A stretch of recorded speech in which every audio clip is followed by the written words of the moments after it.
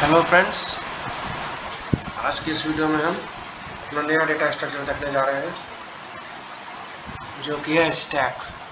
ठीक है, तो इसका हम नाम लिख लेते हैं stack data structure.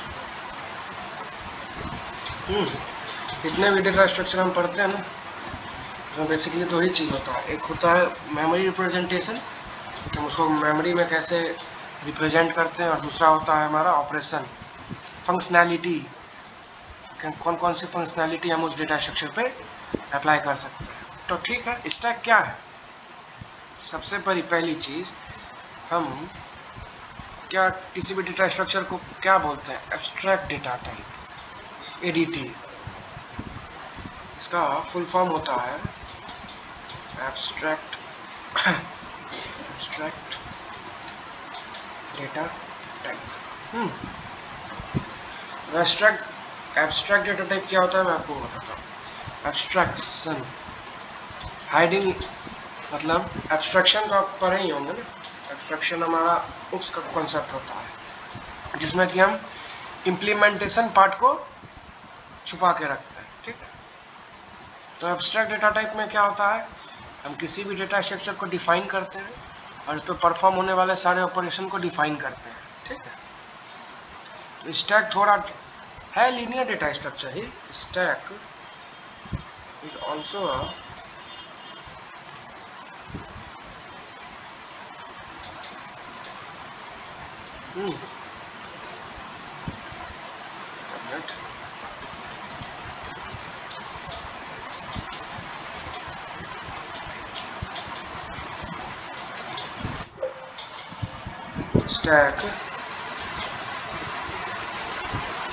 stack is also a linear data structure.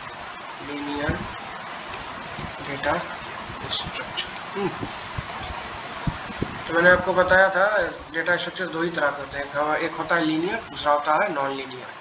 ठीक है, लीनियर डेटा स्ट्रक्चर, अब इस पर फंक्शनैलिटी क्या क्या होती है, किसी भी डेटा स्ट्रक्चर पे फंक्शनैलिटी की, हम उस पर कौन कौन सा function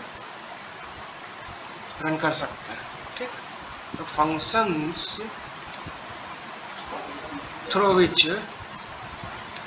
which we can use our stack। एक हमारा फंक्शन होता है पुश, ठीक है,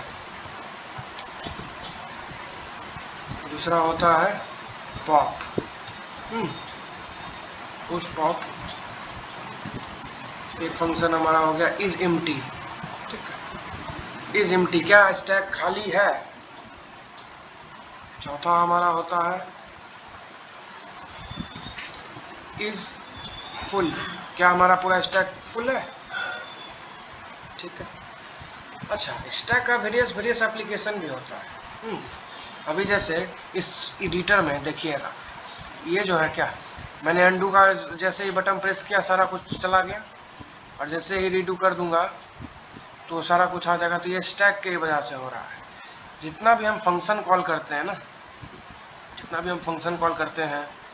जैसे हम मेन फंक्शन को कॉल किए, मेन फंक्शन किसी और फंक्शन को कॉल किया, ठीक है, तो ये सब को जो मेमोरी मिलती है ना, स्टैक में ही मिलती है। जैसे लेट्स से हम आपको एग्जांपल दिखाते हैं। जैसे हम एक फंक्शन को डिफाइन किए, जैसे लिख दिए वाइडमैन,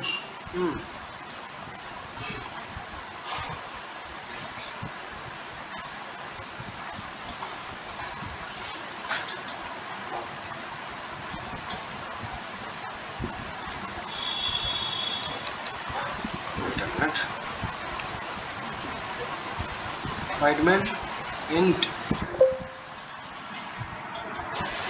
ठीक, इसमें मैं लिख दिया इंट ए इंट बी।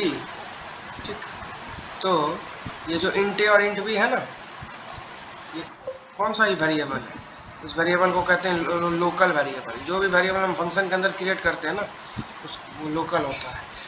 इस ब्लॉक के बाहर ये जो भी मेमोरी है ब्लॉक, इसको मान लीजिए मेमोरी ब्लॉक, इसके बारे में इस दोनों वेरिएबल को एक्सेस एनी हाउ ये पॉसिबल ही नहीं है, हम कभी कर ही नहीं सकते। ठीक है, और जैसे हम एक फंक्शन सर्च, जैसे हमने कोड देखा था बाइनरी सर्च वाला ना, ठीक। बाइनरी सर्च में हम एरे पास करते हैं और एरे क्या हमको फाइंड आउट करके देता है हमारा कि एलिमेंट है कि नहीं है। तो बाइनरी सर्च किस पे अप्लाई होता है? सॉर्टेड एरे पे अप्लाई होता है, ठीक। उसी तरह यहाँ पे हमारा स्टैक है। अगर मैं इसको कंस्ट्रक्ट करना चाहूँ, लेट्स से इसको कुछ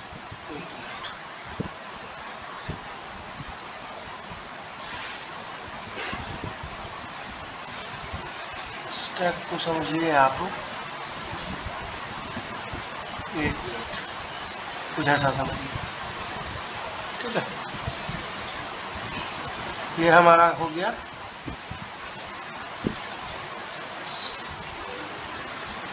ठीक है। ये हमारा है स्टैक, ठीक।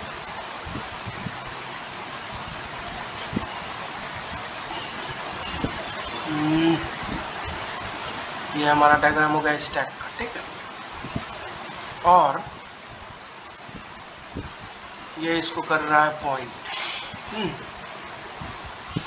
ये स्टैक मेमोरी में बना है, इसका कुछ एड्रेस होगा, लेट्स से हेक्साडेसिमल फॉर्मेट में अगर आप देखिएगा ना तो 60 FE, वेट अ मिनट, इसको थोड़ा हम मॉडिफाई कर लें। जैसे भी हमारा जो भी एड्रेस होता है वो किस फॉर्मेट में होता है? हेक्साडेसिमल फॉर्मेट में। एक दिन के वीडियो में मैं आपको नंबर सिस्टम भी बताऊंगा। हेक्साडेसिमल होता है, ऑक्टल होता है, ऑक्टल OCTAL ऑक्टल होता है, बाइनरी तो आपको जान ही रहे हैं 0 और 1, और एक जनरल जो हम सब रियल वर्ल्ड में डेसिमल यूज करते हैं, ठीक है। तो हमारा जो एड्रेस होता है ना मेमोरी में, वो हेक्साडेसिमल फॉर्मेट में होता है। और हेक्साडेसिमल नंबर सिस्टम का जो बेस होता है ना वो 16 होता है, ठीक। जैसे कोई नंबर लिखा रहेगा, जैसे मान लीजिए 1 2 3, और इसके बेस में होगा लेट्स से इसका, और इसका बेस होगा 16। इसको आप बेस ही लेके चलिए, ये इसका बेस से 16, ठीक। तो हेक्साडेसिमल का अगर हम अब डेसिमल लिखिएगा तो 0 से स्टार्ट होता है, 0 हो गया, 1 हो गया, 2 हो गया, 3 हो गया, 4 हो गया, 5 हो गया, 6 हो गया, 7 हो गया, 8 हो गया, 9 हो गया। 9 के बाद 10 ना होके A हो जाता है, B हो जाता है, C हो जाता है, D हो जाता है, E हो जाता है, ठीक है। मेरे ख्याल से 16 पुर गया, ठीक। तो ये नंबर सिस्टम है, ठीक है। अब अगर आप एक प्रोग्राम में आपको अगर लिख के यहाँ पे बताऊँ ना, वेट अ मिनट, मैं आपको दिखाता हूँ कोड ब्लॉक्स पे, सॉरी,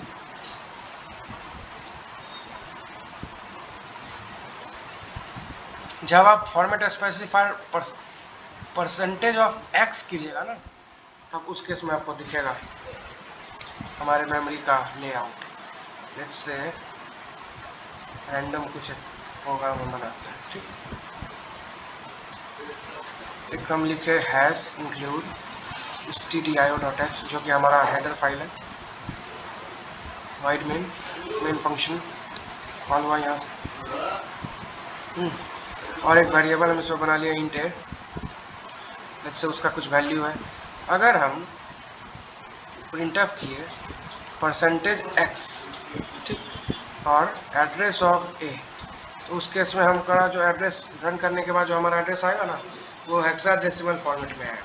आप ये चीज़ खुद भी करके देख सकते हैं। और जब आप इसको कैपिटल X लिखोगे तो जो हेक्साडेसिमल फॉर्मेट में आएगा, पर उसका बेस चेंज हो जाएगा, ठीक है। जैसे केस सेंसिटिव लैंग्वेज होता है ना, स्मॉल ए और कैपिटल ए के बीच का डिफरेंस, उसी तरह यहाँ पर भी होता है, ठीक। तो लेट्स से ये हमारा स्टैक है। अब एक चीज़ है स्टैक में, जब भी आपको एलिमेंट इंसर्ट करोगे ना, लेट्स से ये एक छोटा सा एलिमेंट है, अगर आप इसको इंसर्ट करना पाना चाहोगे स्टैक में, तो ये सिंपली जाके, और एक चीज़ और, स्टैक में जब भी होगा ना, स्टैक को अगर आप समझना चाहेंगे तो एक बाल्टी की तरह समझ लीजिए, ठीक है। हम पानी कहाँ से निकालते हैं? टॉप से निकालते हैं। उसी तरह स्टैक में है, जब हमारा नल हम स्टार्ट करते हैं तो पानी सबसे पहले नीचे जाता है, बेस पे जाता है, बेस भरते भरते भरते भरते पूरा बाल्टी हमारा भरता है। उसी तरह स्टैक है, एक एलिमेंट गया, फिर एलिमेंट आया, फिर एलिमेंट आया, उसके बाद उसके ऊपर एलिमेंट आया, फिर उसके बाद ऊपर एलिमेंट आया, ठीक है। और जिस एंड से हम सारा ऑपरेशन परफॉर्म करते हैं इसको कहा जाता है टॉप, ठीक है। तो जो भी हम फंक्शनैलिटी परफॉर्म करते हैं हमारे स्टैक पे वो टॉप से ही होता है, चाहे पुश हो चाहे पॉप हो। और एक चीज़ और, अब एक चीज़ बताइए, ना हम इसमें लूप यूज कर रहे हैं ना कुछ यूज कर रहे हैं, जिसका टाइम कॉम्प्लेक्सिटी क्या आएगा ये भी मैं आपको लिख देता हूँ। The over all time complexity of stack data structure is constant, ठीक है। और कांस्टेंट को हम रिप्रेजेंट किससे करते हैं? बिगो नोटेशन में। इसको हम पढ़ते हैं big O of one. Big O of one क्या रिप्रेजेंट कर रहा है? कांस्टेंट। तो अगर हम इसको लिखना चाहें तो बिगो ऑफ वन, ठीक है, वर्स्ट केस में। तो कोई भी ऑपरेशन अगर हम स्टैक पे परफॉर्म कर रहे हैं तो बिगो ऑफ वन टाइम में परफॉर्म हो जाएगा, ठीक है। तो स्टैक को अब हम रिप्रेजेंट कैसे करते हैं मेमोरी में, ठीक है। जगह नहीं है, मैं थोड़ा इसको थोड़ा सा साइड ले आता हूँ।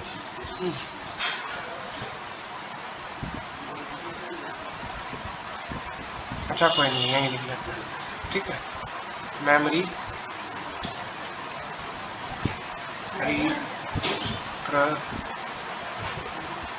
रिप्रेजेंटेशन, ठीक है, मेमोरी रिप्रेजेंटेशन। तो हम इसमें दो चीज़ यूज करते हैं, एक तो हमारा हो गया लिंक लिस्ट के थ्रू जो कि बहुत इजी है, दूसरा है हमारा एरे। और आप इसमें चाहे तो डायनामिक एरे भी यूज कर सकते हैं। तो आप तीनों वे से इस डेटा स्ट्रक्चर को इम्प्लीमेंट कर सकते हैं। आगे के वीडियो में मैं इसी डेटा स्ट्रक्चर को इम्प्लीमेंट करके आपको दिखाऊंगा, ठीक है। तो आज की इस वीडियो में बस इतना ही। Thank you.